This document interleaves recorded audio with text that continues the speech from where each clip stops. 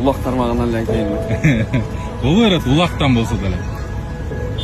Ошол менен улакта жүрүп, эки жакта иштеп жүрүп, мисалы. Эненин жүрөгү боюнча айтайын, башкача экен да, эненин жүрөгүчү.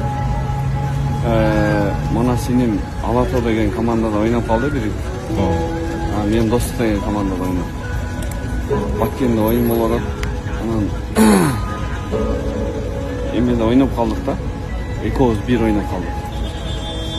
Противник болуп. Противник ойноп калдык да, анан кийин кечинде үйгө барып экөөбүз чогучу. Ошол үйгө бардык дагы. Апам отургузуп алып экөөбүз айтып атат. Менин атым Гүлүгүрак болчу да. Манас улакталат. Мен сразу тосуп калам. Тосуп, кулагын салдырбай ошондочо мен спортто агайыны болбойсуң да, спорт. Анан кийин апам урушты экөөбүздүчү.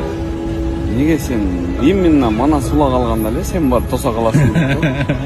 Анан апа ушундай дейм. Улакты алгандан кийин тосуш керек. Канчалаган убакыт кетти, утабыз деп команда менен ошентип жүрөбүз десем эме дейт. Кыскасы Манас чыкканда поляга сен чыкпай тур дейт. Сен чыкканда Манас чыкпай турсун дейт. Ошону карачы, эненин жүрөгү башкача экен да. Бирок бул нерсе эми жөнөкөй адамдар байкабасы керек бул нерсени. Апа эле да, машалла. Алла разы болсун, машалла. Сага да рахмат.